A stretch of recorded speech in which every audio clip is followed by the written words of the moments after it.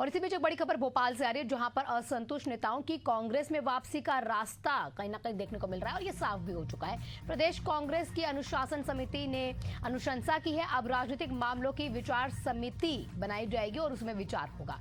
ये भी आपको बता दें कि कांग्रेस में वापसी की जो रणनीति है वो लगातार बनाई जाएगी और असंतुष्ट होकर जो नेता गए हैं, बीजेपी में शामिल हुए हैं, आप कहीं ना कहीं उनको वापसी बुलाया जाएगा। आप समझ सकते हैं जो बात हो रही है इसमें, यह भी आप समझिए कि घर वापसी की गुहार जो है कांग्रेस के द्वारा लगाई जा रही है। हमारे सहयोगी दुष्यंत हमारे साथ जुड़ चुके हैं अधिक जानकारी के साथ। दुष्यंत, थोड़ा अपडेट दीजिए ना, क्यों ऐसा क्यों है? कांग्रेस को क्या डर गई है या क्या पूरा मामला है कि कांग्रेस अब कहती है कि जो नाराज होकर गए हैं वापस आ जाएं?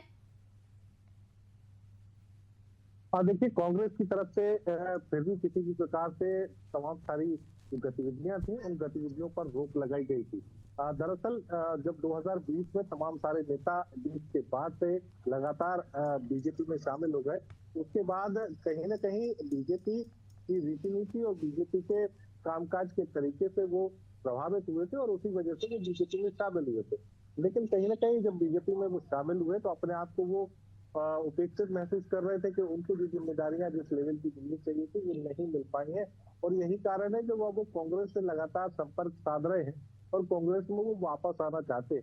हालांकि बहुत सारे कई सारे नाम भी हैं, बड़े सारे नेताओं के नाम हैं, लेकिन प्रयास कांग्रेस का है कि जिन लोगों ने एन मौके पर धोखा दिया उन लोगों को फिलहाल कांग्रेस में वापस नहीं लिया जाएगा। लेकिन इसके साथ ही आरोप, राजनीतिक आरोप बहुत सारे लगते हैं, लेकिन जिस तरीके से अगर तमाम सारे और भी नेताओं की बात की जाए तो उन नेताओं को, जिन नेताओं पर सीधे आरोप नहीं है या कांग्रेस में आने से जिनको जिनसे कोई दिक्कत नहीं है कांग्रेस को, और कोई शर्तें जो है कांग्रेस ने रखी हैं, उन शर्तों का अगर वो कांग्रेस में शामिल होना चाहते हैं तो उनका स्वागत है। और अनुशासन समिति ने इस पूरे मामले को लेकर हामी भर दी है।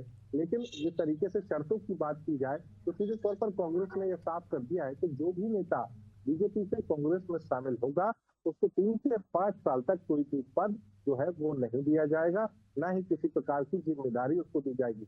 एक कार्यकर्ता की हैसियत से उसको पार्टी के लिए काम करना होगा।